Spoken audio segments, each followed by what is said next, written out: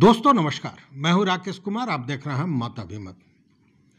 मित्रों, आज का वीडियो बहुत ही आवश्यक है और सभी लोगों को जानना चाहिए, क्योंकि अभी बिहार में सबसे ज़्यादा जो चीज़ चल रहा है, जिसको लेकर हंगामा मचा हुआ है, वो है भूमि सर्वेक्षण। और जब भूमि सर्वेक्षण शुरू हुआ था तो उसके साथ ही बेतिया राज की जमीन का मामला उठा था।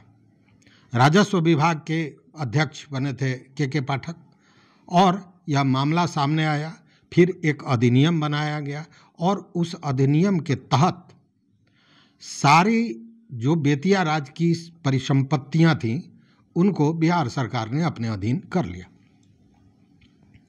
और अधिनियम में ये कहा गया कि चूंकि बेतिया राज के पास कोई उत्तराधिकारी नहीं है, इसलिए बिहार सरकार ने इसको अपने मूल रूप से यही बताना था कि बेतिया राज का कोई उत्तराधिकारी नहीं है, इसीलिए इस अधिनियम के तहत इन चीज़ों को, सारी परिसंपत्तियों को बिहार सरकार ने अपने अधीन कर लिया है। लेकिन मैं ये जो जानकारी दे रहा हूँ वो कितने लोगों से संबंधित है, ये अंदाज कीजिए। केवल इससे बेतिया राज से जुड़े हुए लोग प्रभावित नहीं होंगे, केवल बिहार सरकार या यूपी सरकार प्रभावित नहीं होगी, बल्कि प्रभावित होंगे लाखों लोग जो बेतिया राज के संपत्ति से किसी भी तरह से जुड़े हुए हैं, चाहे उन्होंने कब्जा कर रखा है या उनको किसी आधार पर मिला है या जो भी हो, लेकिन वो सारे लोग प्रभावित हैं। मतलब इस वीडियो को हर आदमी को जानना चाहिए, इसलिए बिना स्किप किए हुए इन सारी चीज़ों को समझिए। चूँकि आज जो मैं बताने जा रहा हूँ उसमें बहुत सी ऐसी चीज़ें हैं जो बेतिया राज की ज़मीन पर रहने वाले लोगों को भी पता नहीं है, या यूँ कहें कि बेतिया राज में काम करने वाले लोग जो हैं उनको भी इनमें से बहुत सी चीज़ें ऐसी हैं जो पता नहीं है। और यह पूरा एक तरह से कहें तो इन चीज़ों को छुपाने का षड्यंत्र भी किया गया है। अब आते हैं कि बेतिया राज की जो संपत्ति है उसको बिहार सरकार ने अपने अधीन कर लिया और इसके लिए बेतिया राज संपत्ति अधिनियम 2024 बनाया गया था।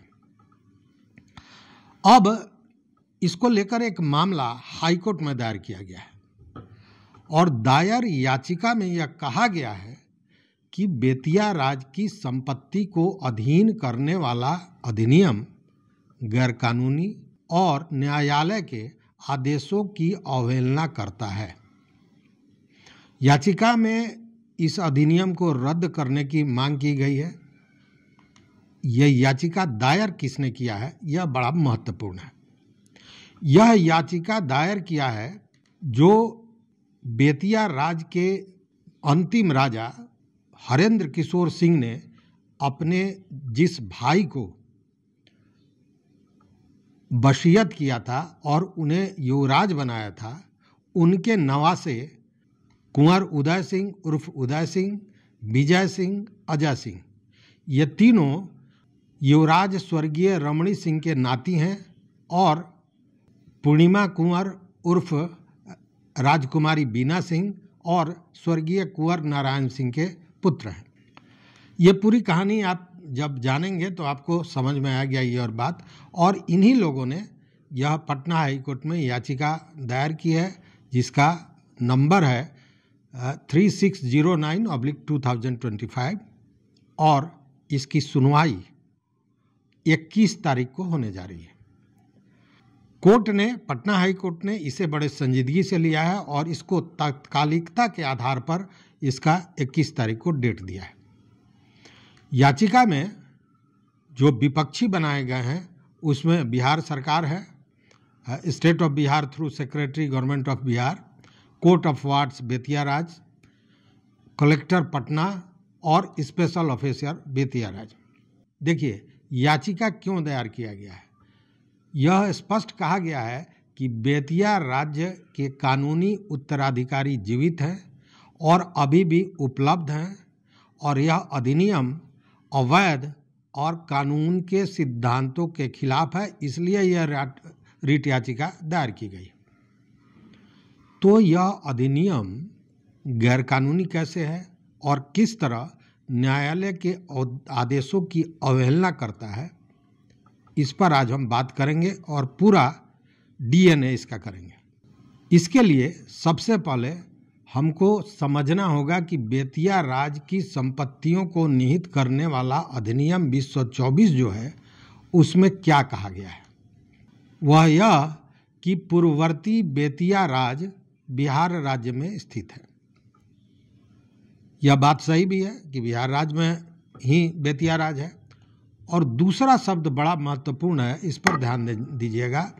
इसमें कहा गया है कि अंतिम ज्ञात राजा हरेंद्र किशोर सिंह की निर्वसीयत मृत्यु हो गई। मतलब कि अंतिम राजा ने किसी को वसीयत नहीं किया था और बिना वसीयत किए हुए उनकी मृत्यु हो गई, और इसी को लेकर यह मामला विवादित होता दिख रहा है। और पूरा यह अधिनियम पर जो प्रश्न चिन्ह लग रहा है उसका सबसे बड़ा कारण यही है, क्योंकि बेतिया राज्य के अंतिम राजा की मृत्यु के बाद उनकी उत्तरजीवी जो पत्नी थी जानकी कुंवर, उनको मानसिक रूप से विक्षिप्त करार दिया गया था। और 1 अप्रैल 1897 मतलब 1897 को अधिसूचना द्वारा बेतिया राज का प्रबंधन कोर्ट ऑफ वार्ड्स ने अपने हाथों में ले लिया था और प्रतिपाल्य अधिकरण अधिनियम कोर्ट ऑफ वार्ड्स एक्ट 1879 के अधीन यह किया गया था। अब यहीं से कोर्ट ऑफ वार्ड्स का काम शुरू होता है, मतलब कि सारे संपत्तियों की सुरक्षा करने, संरक्षित करने का काम कोर्ट ऑफ वार्ड्स के जिम्मे था। अब यहाँ जानना जरूरी है कि कोर्ट ऑफ वार्ड्स के जिम्मे और क्या क्या काम था। उसकी अगर हम बात करें तो कोर्ट ऑफ वार्ड्स बेतिया राज के लिए महत्वपूर्ण दायित्व का निर्वहन करता था। और यह जो संस्था है यह ब्रिटिश शासन के दौरान स्थापित की गई थी और इसका मुख्य उद्देश्य था जमींदारी संपत्तियों की सुरक्षा और प्रबंधन तब तक करना जब तक उसका स्वामी नाबालिग, असमर्थ या दिवालिया होता है। अब इसमें जो दायित्व था उसको अगर देखें तो प्रशासनिक दायित्व यह होता था कि बेतिया राज की संपत्ति का कुशल प्रबंधन करना था, इसके भूमि से जो कर वसूली होती है वो वसूलना था, किसानों के साथ संबंध बनाए रखना था, सामाजिक व्यवस्था बनाने की जिम्मेवारी भी कोर्ट ऑफ वार्ड्स थी, वहीं संपत्ति की रक्षा करना था, उसे सुरक्षित रखना ताकि किसी प्रकार का हानि या राज की संपत्ति का दुरुपयोग नहीं हो। जब बेतिया राज के शासक नाबालिग थे तो कोर्ट ऑफ वार्ड्स उनके नाम पर संपत्ति और अधिकारों का संचालन करता था। मतलब वारिस के संरक्षण का भी एक बड़ा दायित्व कोर्ट ऑफ वार्ड्स को था। वहीं अगर अधिकारों की बात करें तो कोर्ट ऑफ वार्ड्स बेतिया राज की सारी जमीनों और संपत्तियों का नियंत्रण अपने हाथ में ले लिया था और किसानों से लगान वसूलने और अन्य आय एकत्र करने का भी पूरा अधिकार उसके पास था। राज्य की ओर से किसी भी प्रशासनिक निर्णय को लेने का भी अधिकार कोर्ट ऑफ वार्ड्स को था। जैसे राजकाज चलाने के लिए खर्चों की स्वीकृति थी, किसी तरह का सुधार करना था या किसी को नियुक्त करना था, तो यह सारा काम उनके पास था। और सबसे महत्वपूर्ण यह है कि नाबालिग वारिस को योग्य शासक बनाने के लिए उसकी शिक्षा और प्रशिक्षण की जिम्मेवारी भी कोर्ट ऑफ वार्ड्स को थी। अब इस बात को ध्यान रखिएगा, ये आगे बड़ा चीज़ों को समझने में मदद करेगा। मतलब अगर इसको देखें तो लगता है जैसे ये जो कोर्ट ऑफ वार्ड्स था वो एक तरह से ट्रस्टी की भूमिका निभा रहा था। बेतिया राज्य जैसे बड़े और समृद्ध जमींदार क्षेत्र में इस संस्था ने आर्थिक और प्रशासनिक स्थिरता बनाए रखने के लिए हर संभव भूमिका भी निभाई थी, खासकर तब जब स्थानीय शासक स्वयं शासन करने की स्थिति में नहीं होते थे। तो यह तो कोर्ट ऑफ वार्ड्स का अधिकार और उनका कर्तव्य था, उनका दायित्व था। अब चलते हैं फिर पुरानी बात पर कि आखिर इस अधिनियम को, जिसके तहत बिहार सरकार ने बेतिया राज की सारी संपत्तियों को अपने अधीन कर लिया है, उसको गैरकानूनी और कानून के विरुद्ध क्यों कहा जा रहा है। और यह भी कहा जा रहा है कि बिहार सरकार ने कई मामलों को, कई चीज़ों को, आदेशों को नज़रअंदाज किया गया है। इसके लिए हम फिर एक बार चलते हैं वहीं कि अधिनियम में यह कहा गया कि अंतिम ज्ञात राजा हरेंद्र किशोर सिंह निर्वसीयत मृत्यु हो गई थी। और यह जो याचिका दर्ज की गई है, इसमें महाराज द्वारा वसीयत किए जाने की बात की जा रही है, जबकि विधेयक में निर्वसीयत ही उनकी मृत्यु हो गई, ऐसा कहा जा रहा है। अब यह वसीयत क्या था, कैसे था, इसको समझने की जरूरत है। चूँकि यह वसीयत, जैसा याचिका में दर्ज है कि यह वसीयत महाराजा हरेंद्र किशोर सिंह ने 1892 में किया था। उनकी तबीयत खराब रह रही थी और उन्होंने यह वसीयत किया था, और उनकी मृत्यु उसके 1 साल बाद ही 1893 में हो गई थी। उन्होंने यह वसीयत अपने चचेरे भाई युवराज रमणी सिंह के नाम से किया था। आपको बता दें कि यह जो युवराज रमणी सिंह थे, यह उनके चाचा युवराज महेंद्र किशोर सिंह के पुत्र थे। तो उन्होंने वसीयत की और साथ में युवराज घोषित किया। युवराज घोषित करने के बाद, चूंकि उस समय अंग्रेज सरकार थी, तो इसकी संपुष्टि के लिए उन्होंने पत्र भी दिया था। मतलब उस समय जो अंग्रेज सरकार थी उसको इसकी सूचना दी गई थी और अग्रतर कार्रवाई के लिए इस दस्तावेज को प्रेषित किया गया था। इस सारी चीज़ों का जो खुलासा है वह हुआ है 1938 में इलाहाबाद सिविल कोर्ट में एक याचिका संख्या 428 दायर किया गया था। उसके तहत सारी चीज़ों का ब्यौरा उससे मिलता है। याचिका में उसकी पूरी जानकारी दी गई है और साथ में कोर्ट ने आदेश भी दिया है कि इस केस में यूपी, बिहार सहित 11 लोग प्रतिवादी बनाए गए थे।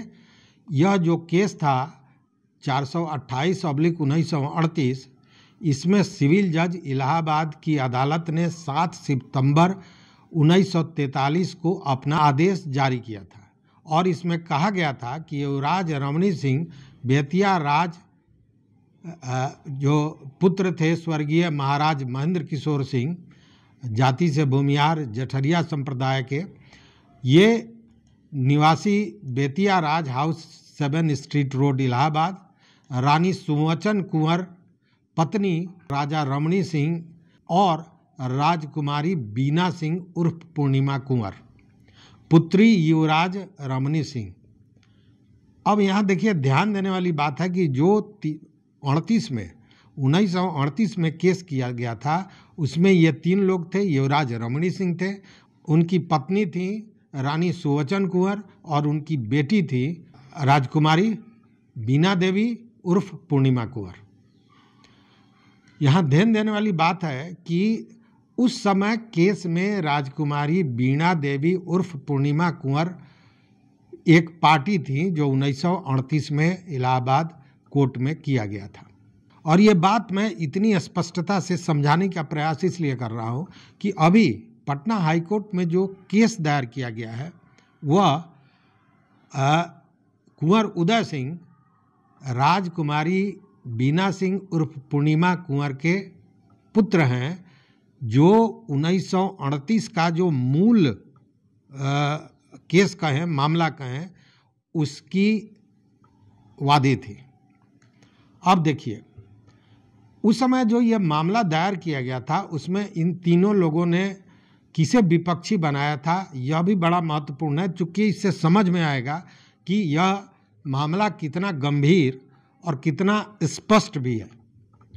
इसमें 1 नंबर में जो प्रतिवादी बनाए गए थे वो थे लंदन, इंग्लैंड, यूके के इंडिया काउंसिल के स्टेट सचिव।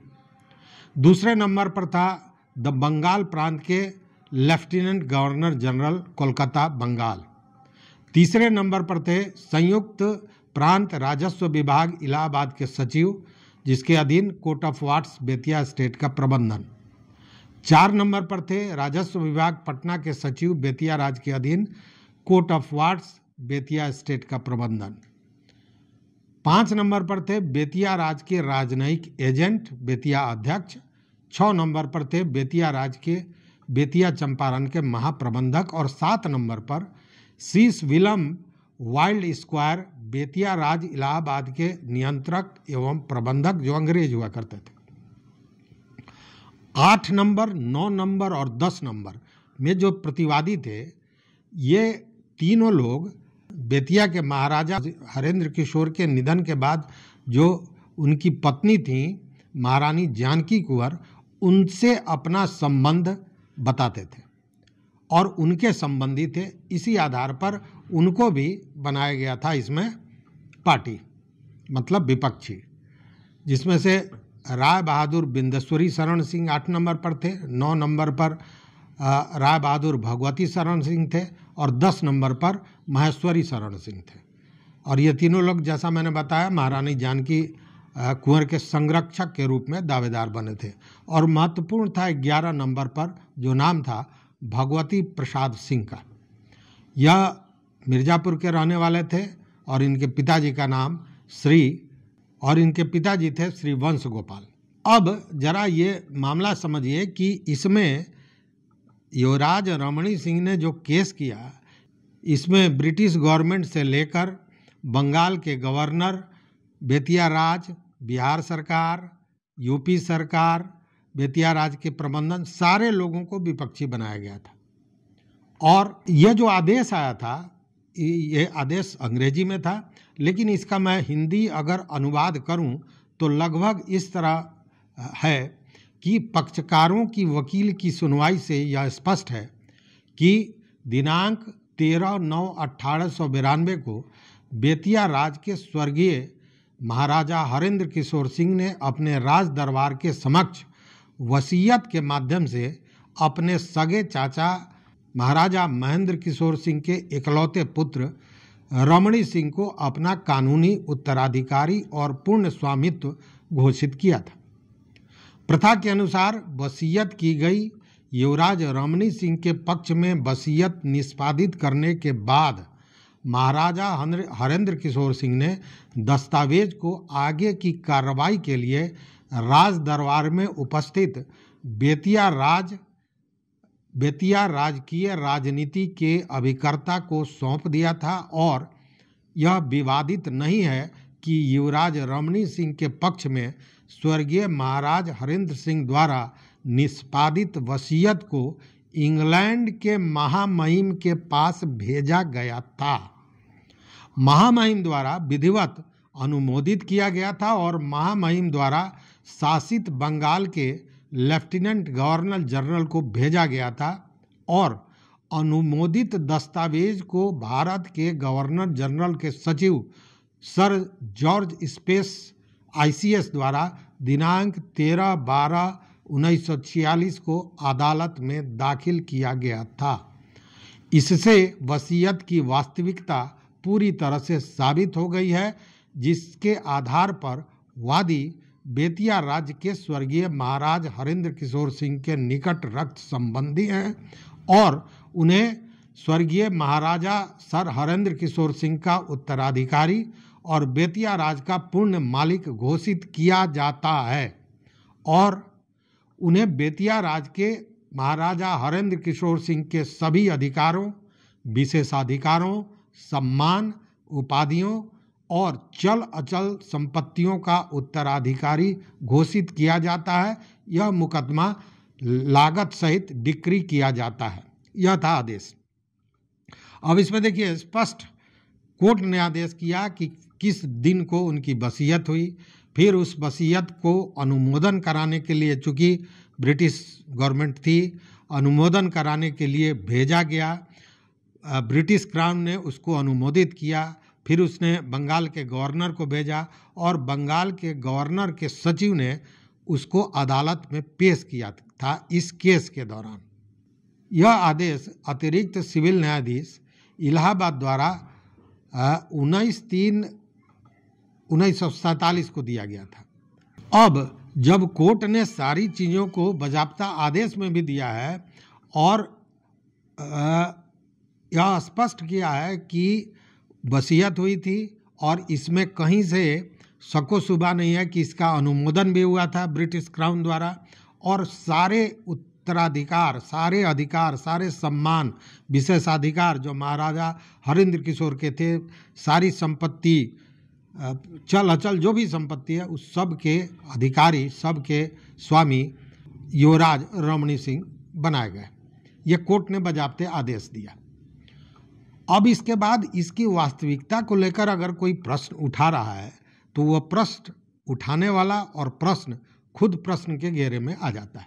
हालांकि आपको बता दें कि 1838 में जो केस हुआ था, इसमें जो विपक्षी थे 11 नंबर के भगवती प्रसाद सिंह, इन्होंने इस ऑर्डर को चुनौती देते हुए इलाहाबाद डिस्ट्रिक्ट जज के समक्ष फर्स्ट सिविल अपील नंबर 357/1947 मतलब 357/1947 दायर किया था और इसमें विपक्षी पार्टी के रूप में बनाया गया था युवराज रमणी सिंह को। इसका भी ऑर्डर है और ये जो मामला गया था इस पर भी ऑर्डर आया 30/7/1949 को और इसमें इस केस को बजाबते खारिज कर दिया गया था।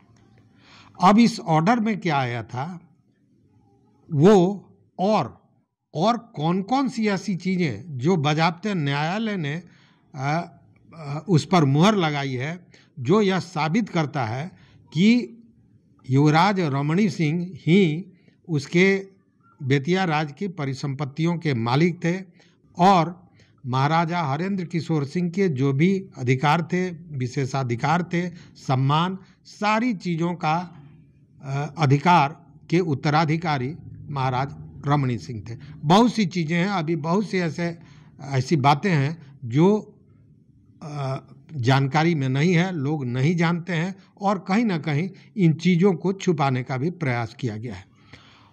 तो अभी तक जो मैंने बताया उससे यह तो स्पष्ट होता है जो कोर्ट ने स्पष्ट किया है, मैं स्पष्ट करने वाला कोई नहीं होता। कोर्ट ने स्पष्ट बजाबता किया है कि जो वसीयत की बात की जा रही है वो वसीयत महाराज हरेंद्र किशोर ने किया था, उसकी संपुष्टि, उसका अनुमोदन ब्रिटिश क्राउन ने किया था और इन सारे चीज़ों को कोर्ट ने एक्सेप्ट किया है और कोर्ट ने इसी आधार पर उनको उत्तराधिकारी घोषित किया है।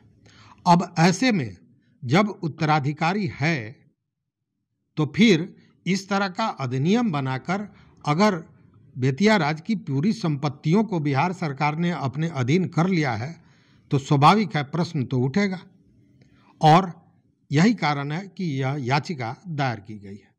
याचिका में बहुत सी और भी बातें हैं जो बड़ी महत्वपूर्ण है, उसको भी समझना होगा। उसको हम अगले वीडियो में आपके समक्ष प्रस्तुत करेंगे चूँकि यह वीडियो बहुत लंबा हो गया है। तो यहाँ तक साथ देने के लिए बहुत बहुत धन्यवाद। देखते रहिए मत अभिमत और चैनल पर मित्रों अगर नए हों तो सब्सक्राइब कीजिए, लाइक कीजिए, दोस्तों के साथ शेयर कीजिए और अपना विचार इन सारे मुद्दों पर जरूर दीजिए क्योंकि आपका विचार बहुत महत्वपूर्ण। ठीक है, फैसला करना है कोर्ट को, लेकिन आपका विचार इस पर क्या है यह भी बड़ा महत्वपूर्ण है। तो बहुत बहुत धन्यवाद, कोटिशः आभार।